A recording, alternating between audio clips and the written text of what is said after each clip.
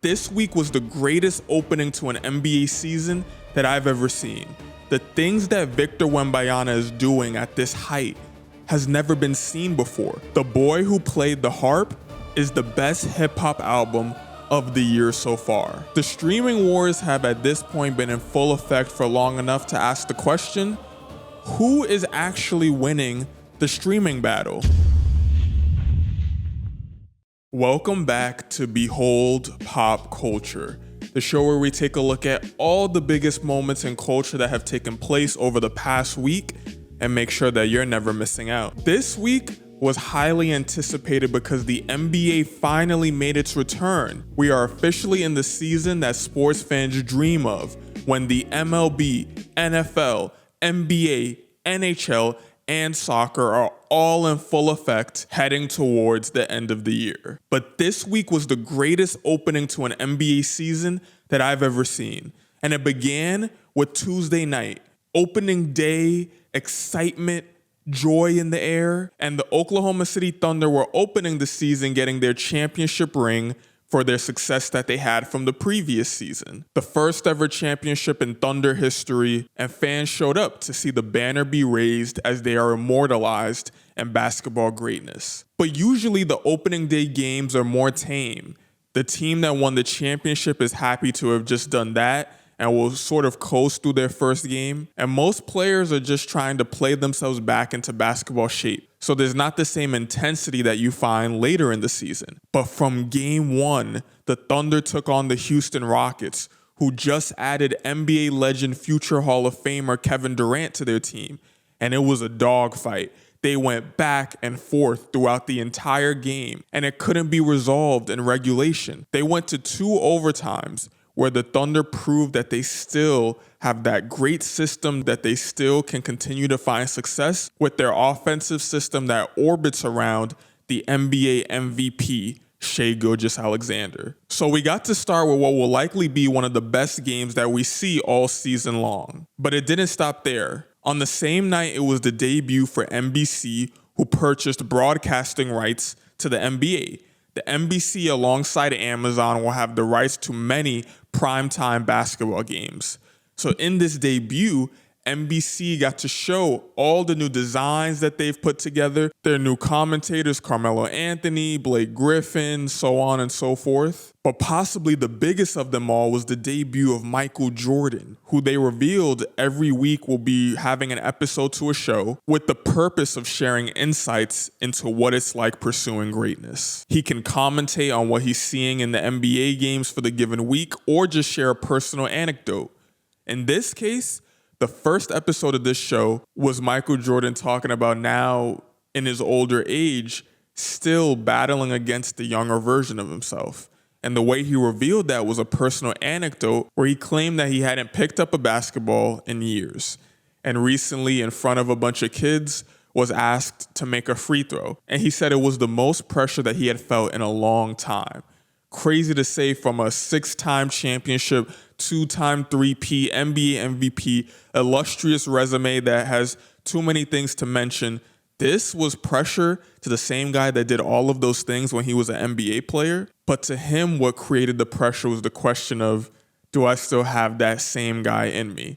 And of course, you can predict how the story ended. He's Michael Jordan. He made this free throw. But the way that he told the story had a gravity to it. And he naturally builds a curiosity in those who watch, because to many, he's not just known as Michael Jordan. This is the greatest basketball player of all time. So when that guy is sharing insights with people, your ears perk up. I and many other basketball fans have a ton of excitement surrounding what could potentially come from Michael Jordan putting his all into this series. So those two things started off the season with a bang. But then we get to Wednesday night, where the primetime game of the night was the San Antonio Spurs against the Dallas Mavericks. The Dallas Mavericks had the number 1 pick in the NBA draft. They took Cooper Flagg out of Duke, and he's surrounded with the pieces that the Dallas Mavericks got back from trading Luka Doncic last season. Anthony Davis and Max Christie. Kyrie Irving is injured right now, but will be a part of the team. Klay Thompson was there playing. But on the flip side, the story of the night was Victor Wembanyama, the superstar young player for the San Antonio Spurs. Last season, his series came to an end because of blood clots in his system, something that threatened to potentially end his basketball career altogether just a couple years into it. So over the summer, he went and had a completely different outlook on life. He went and trained with monks in mountains. He went and met with all-time NBA legends Hakeem Olajuwon and Kevin Garnett to get a better glimpse into the mindset and approach that they used to become so great at the game of basketball, and came back this season with a vengeance, wanting to play every game as if it was his last. Even if it's game one where he absolutely dominated the Dallas Mavericks. Wembanyama is somewhere between 7'5" and 7'7" in his height and dribbles the basketball like he's 6 foot tall. He shoots the ball as good as any player in the NBA. And when he gets to the paint, he's so large and has such long arms that he can dunk over any player, even if it's one of the best defensive players in the NBA in Anthony Davis, who he had struggling to stay in front of him all night long. The things that Victor Wembanyama is doing at this height has never been seen before. It's so unbelievable that his nickname being the Alien is warranted. And no matter how illustrious my vocabulary could potentially be in describing it, it truly is one of those things that you have to see to believe. People used to go crazy over Kevin Durant being 6'8", 6'9", dribbling the ball like a point guard. Wembanyama is nearly 10 inches taller than Kevin Durant and playing like him, but even better, because he's so long and mobile that he's also already being considered one of the greatest defenders in NBA history. So the basketball world was in awe as they watched a much more developed version of Victor Wembanyama dominate all night long in a way that looks sustainable as long as he stays healthy. And right before he staked his claim taking over the basketball world, the Philadelphia 76ers took on the Boston Celtics. And what we witnessed in that game was VJ Edgecombe, a top 5 draft pick in the NBA draft this season, having the greatest debut for a rookie since LeBron James, as he dropped 34 points on his way to sealing a win for his team. And already this draft class looks better than the one from last season. And there were even more great stories that took place over the weekend. Shea ended up dropping a 55-point career-high game the following day. And that game was followed up by Aaron Gordon on the Denver Nuggets dropping 50 points of his own to win a game. The theme of the opening to the NBA season so far is intensity. Players are playing like this is fringe playoff time, and it makes for a significantly better product on the court. But as much as I could continue listing all of these great storylines that progressed forward this opening week, the biggest theme that lies underneath it is the fact that there's been so much success with these games with attention given to young players while LeBron James has been injured. LeBron is not expected to play until mid-November while he's nursing an injury. And it feels like for someone who rarely suffered any significant injuries throughout his career, his body is truly starting to wear down for the oldest player in the NBA. But while he was on the bench, the start to the NBA season opening day was the most viewed opening day in NBA history when you count social media views, which we know didn't exist until recent decades. But that's a significant marker because in the recent years, there's been concern that once LeBron James leaves the game, that there will be a significant drop-off in viewership. Currently, LeBron James and Steph Curry have been leading for multiple years in terms of average viewership per game. When those two play, people want to watch. And the drop-off from those two to the next best person is enormous. But when you know that's coming, it's the job of the commissioner, the NBA offices to prepare for that. And the way you do that is starting to build stories around the young players. And seeing that people have been tuning in for the LeBron-less games, getting excited about Victor Wembanyama potentially becoming the greatest player of all time, rookies like VJ Edgecombe playing well, is revealing to me that the NBA might already be set up well for LeBron's departure, which is a good thing for the league and a good thing for LeBron as he won't need to continuously be dragged and pulled into the NBA world. When Michael Jordan left, that was the biggest drop that the NBA had seen. The superstars before Michael Jordan that really elevated the NBA were Magic Johnson and Larry Bird. But they let the NBA off the hook because when they departed, Michael Jordan had arrived. Michael Jordan got to play against Magic Johnson and Larry Bird. So when those two retired, it was Michael Jordan's time, Michael Jordan's era, and that elevated the NBA to the highest peak that it ever experienced. When he left, we had Kobe, Shaq, Tim Duncan, exciting players like Allen Iverson, eventually LeBron coming into the league, but the decline took many years to recover from because the allure of watching the greatest to ever do something was that massive that it carried NBA viewership. Then it came back when LeBron established himself in Miami and Cleveland as the greatest in the world, and the NBA got gifted the rivalry between the Golden State Warriors and the Cleveland Cavaliers. Then we saw a slight dip, we head into COVID, and the NBA has been trying to reach the same heights once again. But viewership aside, there are many young, great talents in the NBA. This might be the most talented the league has ever been.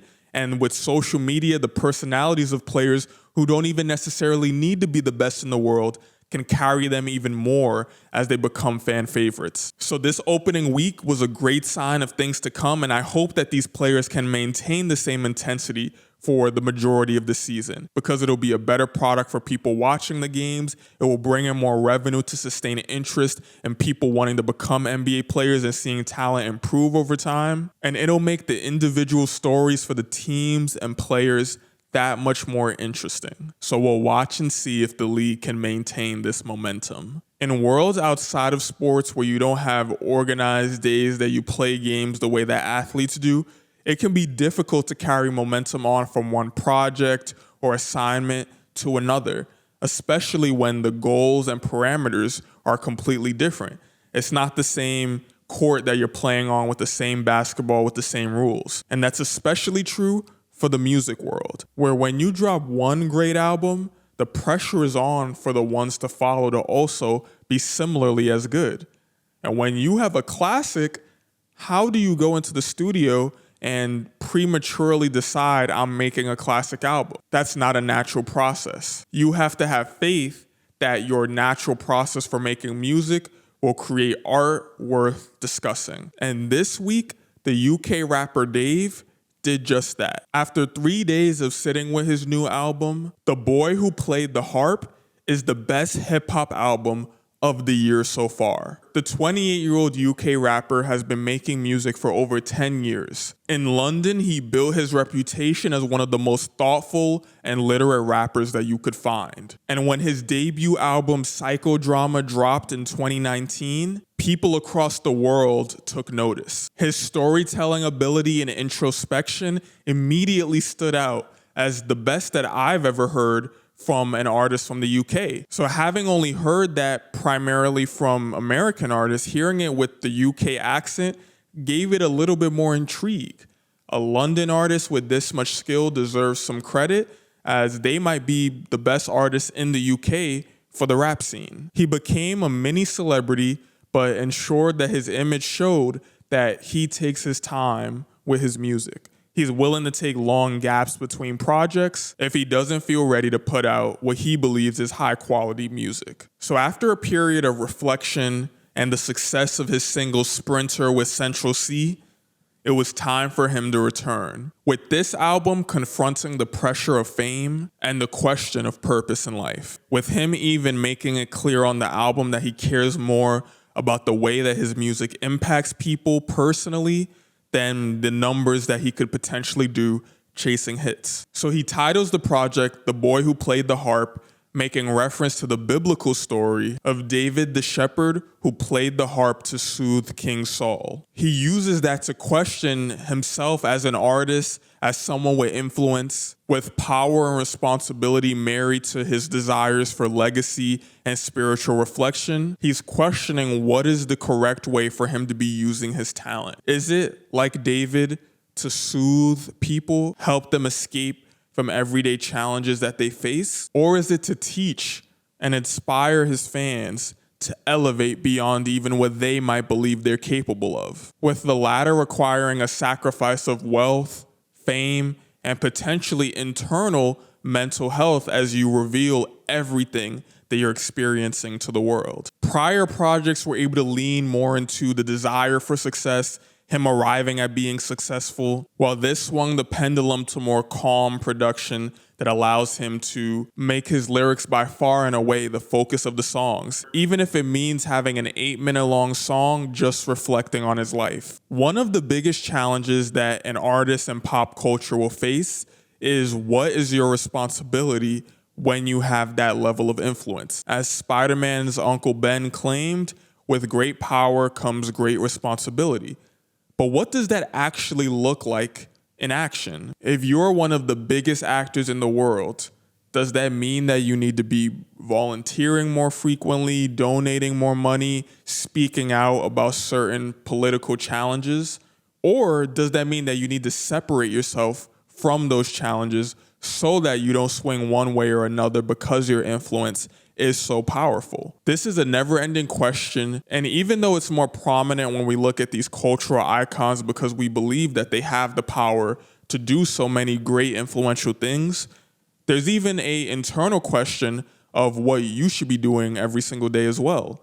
Because oftentimes, the pop cultural icons who bubble to the top happen as a reflection of the society that they become famous within. So while you might not be one of the biggest rappers in the world, when you find success at work, with your friends and family, or at your weekend basketball league, it still is valuable to reflect on how much you believe you should be contributing to the things that you believe in. If you've had questions about what your legacy should be, what you owe to your past and future self, and the symbiotic relationship between yourself and your community is, this album might offer an opportunity for you to take from his reflections and apply some of the realizations into your own life. And I only give him the credit of being able to potentially activate something like that in his listeners, because on this album, he demonstrated such an elite level of penmanship that it can stimulate your mind both sonically and intellectually. Something that very few artists today in the mainstream are capable of. Just being able to create a hit song is difficult enough, but one that moves you, can bring you to tears, can teach you a lesson, can change your life, that's a tall task that most people can't just go into a studio and say, let me make a life-changing song. So as Dave has deepened his craft as a writer, his goal has become articulating identity, culture, and generational shifts. The spotlight song for me on this album was the track Chapter 16. This song references the book of Samuel, but ultimately becomes a dinner table conversation between Dave and fellow British rap legend Kano. It's a loaded conversation that touches on themes of fatherhood, wisdom that comes with age, and their different shades of success, as the song has minimal production allowing you to lean in all the way as if you're right there listening to their conversation. So sometimes as an artist, the most important thing is making the right statement at the right time, as this album will stand out among a sea of music with thousands of songs coming out every day. Reflection to this degree is rare in pop culture at scale. This is what Kendrick Lamar has built his legacy on.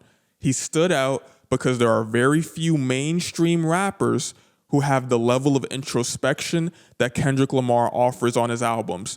So the real diehard Kendrick fans are that because every time they listen to his project, they learn something new, they potentially are gifted self-reflection, and they have the utmost respect for his craft. This is the type of approach that can virtually cement your legacy in music, as the ones who are touched by this art will forever remember it. So far, this album is dominating hip-hop conversation, so if you decide to press play on it, think about what metaphorical harp that you're playing. What's the message that you've been given? And what will you choose to do with it? For some people, their job is more about distributing these messages, as we now have services like Spotify, Apple Music, Tidal to distribute music, Netflix, Apple TV, YouTube to distribute videos.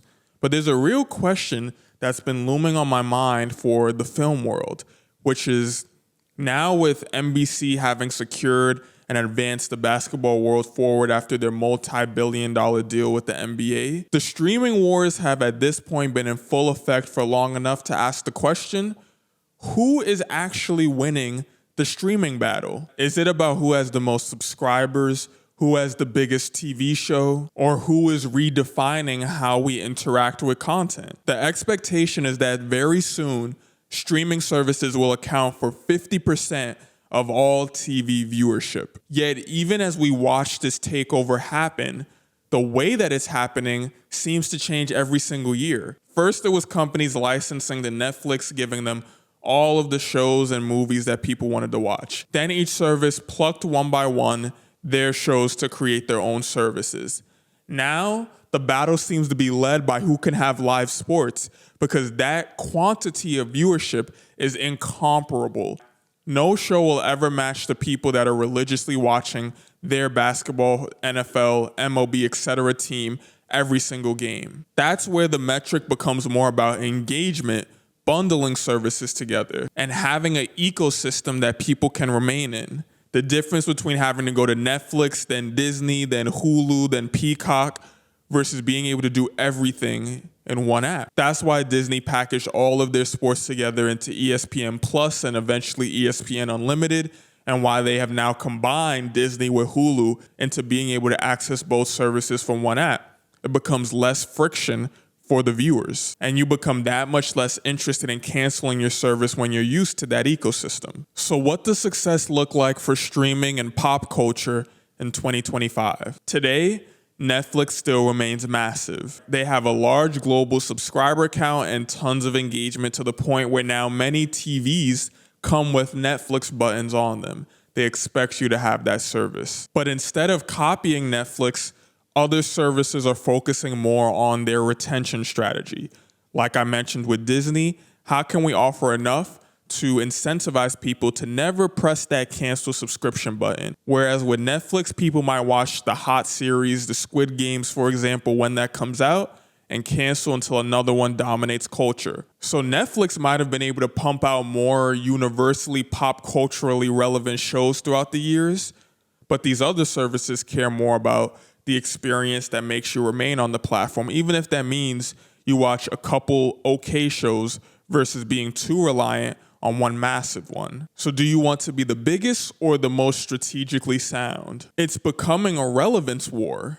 For a viewer, which service do I get the most value out of over time? Which one fits more of my desired viewing habits? Not just which service do I get for which show do I want to watch. So as these other services are changing the game, so to speak, and redefining what the attention economics are supposed to look like, Netflix recently swung the pendulum and made a move that even I couldn't anticipate. Netflix acquired podcasts.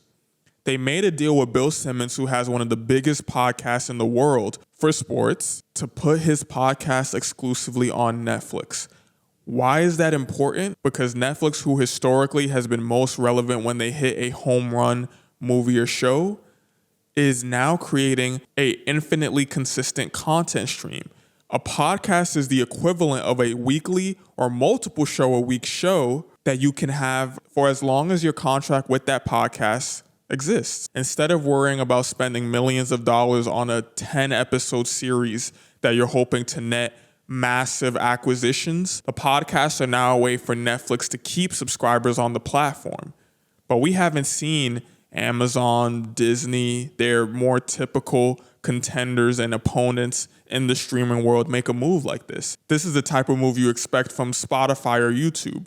But it once again proves that these streaming services are battling to build a total ecosystem that you want to remain in. So for people wanting to build brands like I'm trying to do here with Behold Pop Culture, the lesson becomes, whether you're building a podcast, a course, a brand, you don't just want to reach an audience, you want to be a platform that they choose to want to be with. So we're entering, in my opinion, phase 2 of the streaming wars. It's not who has the most subscribers, it's who has the best brands where their subscribers feel like they can't live without what they offer. So keep an eye out as these services continue to maneuver towards accomplishing the goal of being number one. And next week, I'm going to have a conversation with you about how this will connect to the world of gaming, as the gaming world's positioning, storytelling, and brand building is shifting in the world of AI, and how that connects to the recently jarring moves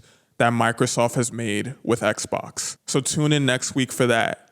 And with that being said, we've come to the end of today's podcast. Thank you again for listening. I appreciate you taking the time out. Please let me know what you think about the conversations we've had today. Have some conversations with your friends and family about what you think the implications will be in the shifting streaming world, or the implications of artists choosing meaning over massive streaming success. And I look forward to continuing the conversation with you next week. The link to my newsletter to keep up with all pop cultural news, including the MLB World Series that's being played right now, will be in the description. And I'll talk to you next week. This is Behold Pop Culture.